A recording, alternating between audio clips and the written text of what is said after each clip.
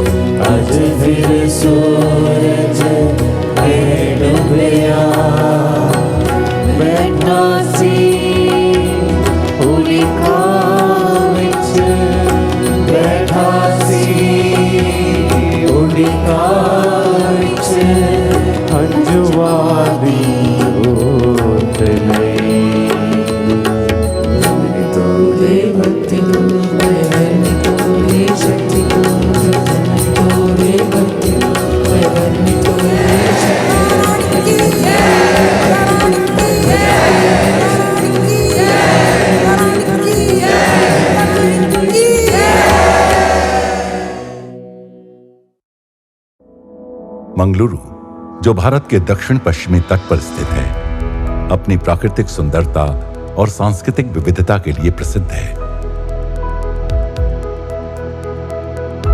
पश्चिमी घाटों और अरब सागर से घिरा हुआ यह शहर हरे भरे परिदृश्यों और साफ सुथरे समुद्र तटों जैसे पनम्बुर और सूरतकल का घर है। शहर का समुद्री व्यापार में समृद्ध इतिहास उसके व्यस्त बंदरगाह और धरोहर स्थलों में झलकता है।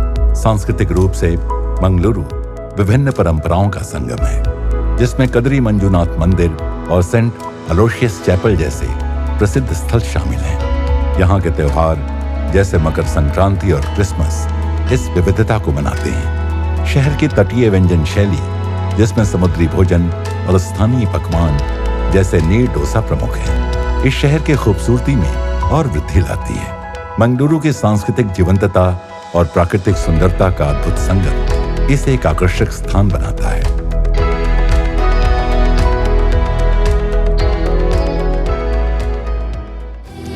अम्मा का कार्यक्रम बेंगलुरु के अमृता विद्यालय में आयोजित किया गया था।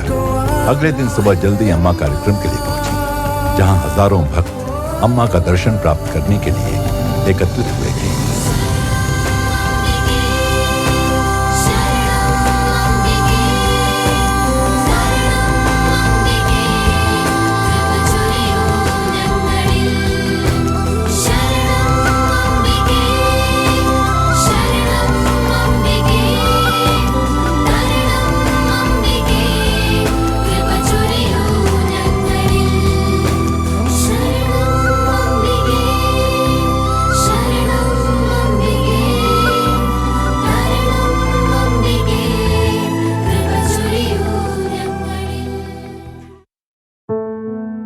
अम्मा का स्वागत लोकसभा सदस्य नलिन कुमार कट्टील, बीजेपी के वेदव्यास कामत, डॉक्टर भारत शेट्टी विधायक, पीवी भारती कॉरपोरेशन बैंक की प्रबंध निदेशक, जे कृष्णा पालेमर विधायक और अन्य प्रतिष्ठित व्यक्तित्वों द्वारा किया गया।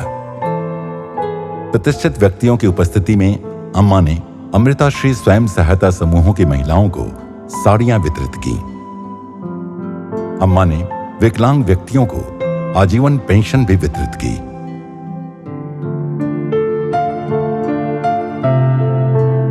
– 2007 में अम्मा ने विद्यामृतम योजना की शुरुआत की, जो गरीबी रेखा से नीचे जीवन यापन करने वाले बच्चों के लिए एक छात्रवृत्ति कार्यक्रम है।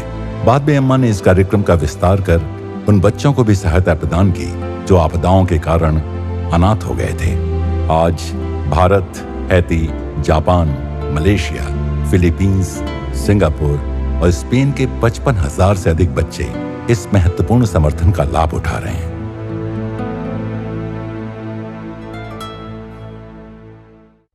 अम्मा का स्वागत करते हुए कॉरपोरेशन बैंक की प्रबंध निदेशक श्रीमती पीवी भारती ने कहा, Amma says, the world is like a beautiful flower and each one of us is like a petal. मुझे अम्मा के साथ यहाँ उपस्थित होने का अपार आनंद और आभार महसूस हो रहा है।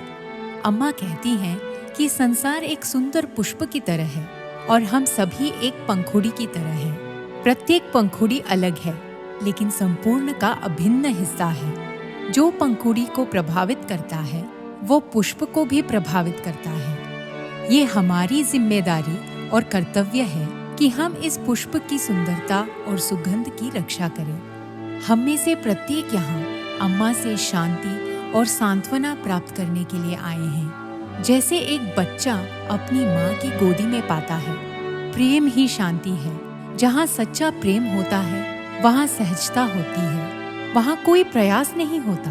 सहजता अम्मा की विशेषता है और उनके लिए कुछ भी तुच्छ नहीं है। उनके लिए हर चीज महत्वपूर्ण है, यहाँ तक कि एक चींटी भी। यहाँ हजारों भक्त जो एकत्रित हुए हैं, ये इसी का प्रमाण है। मैं आज धन्य महसूस कर रही हूँ कि मुझे उनका दर्शन हुआ और मैं यहाँ उपस्थित हम सभी और पूरी दुनिया के लिए उनके निरंतर आशीर्वाद और प्रेम की कामना करती हूँ। अम्मा का स्वागत करते हुए मणिपाल मीडिया की श्रीमती संध्या एस पै ने कहा, ಇಲ್ಲಿ ನೆರೆದಿರುವ ಅಮ್ಮನ ಮಕ್ಕಳಿಗೆಲ್ಲ ಒಂದು ಸುತ್ತ मैं केवल अपनी पिछले जन्म के पुण्य के कारण इस मंच पर खड़ी हूँ। मुझे पता है कि हम यहाँ मुझे सुनने के लिए नहीं आए हैं, बल्कि हम यहाँ अम्मा को सुनने, अम्मा का आशीर्वाद प्राप्त करने और उनकी एक दृष्टि, एक मुस्कान का आनंद लेने के लिए आए हैं। आज अम्मा के मंगलुरु के सभी बच्चों की ओर से मैं अम्मा को बहुत बहुत धन्यवाद देती हूँ कि वे यहाँ आई और हम सभी को आशीर्वाद दिया। इस प्रार्थना के साथ समाप्त करना चाहूँगी। अनायासेन मरणम विना दैन्येन जीवनम देहांती तव सानिध्यम देहि में परमेश्वरी। इसका अर्थ है, हे परम देवी, मुझे एक ऐसी जीवन की कृपा दे जिसमें कोई दुख ना हो और मृत्यु सहज हो। मेरे जीवन के अंत में मैं तुम ही में लीन हो जाऊं। इसके बाद अम्मा ने वहां एकत्रित हजारों भक्तों को दर्शन देना शुरू किया।